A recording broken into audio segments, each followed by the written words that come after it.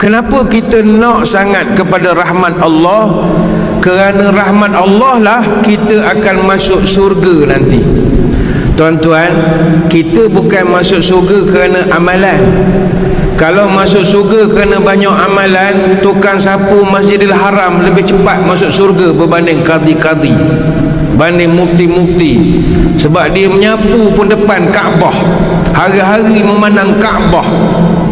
Kita masuk surga bukan kerana banyak amalan. Dan ini bukan nak suruh tuan-tuan jadi malas pula beramal, tidak. Kita masuk surga kerana rahmat. Dalilnya pernah Nabi SAW disebut pada sahabat, la yadkhulal jannata ahadun bi'amalihi, tidak masuk surga seseorang itu kerana amalannya. Qila wala anta ya Rasulullah. Sahabat tanya, sudah, tuan pun sama ke ya Rasul? Kata Nabi, wala ana, saya pun masuk surga bukan kerana amalan. Illa ayyatagammadani Allah birahmatih, saya masuk surga dengan rahmat Allah sahaja. Hadis Bukhari Muslim.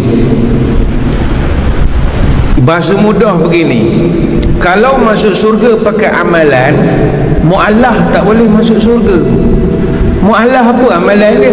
Bukan mu'allah yang dah lama masuk Islam. Contohlah malam ni adalah mana rakan kita non-Muslim dengar ceramah ni, tiba dia mengucap 2 kalimah syahadah, belum sempat pergi ke pejabat mu'ib, belum sempat pergi ke Paid Raub, turun saja bukit bawah, langgar dek kereta, meninggal.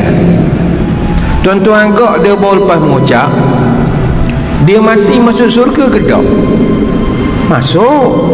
Sebab dia mengucap la ilaha illallah. Amalan apa yang dia bawa? Haji daftar pun belum, semayang mandi wajib tak lagi,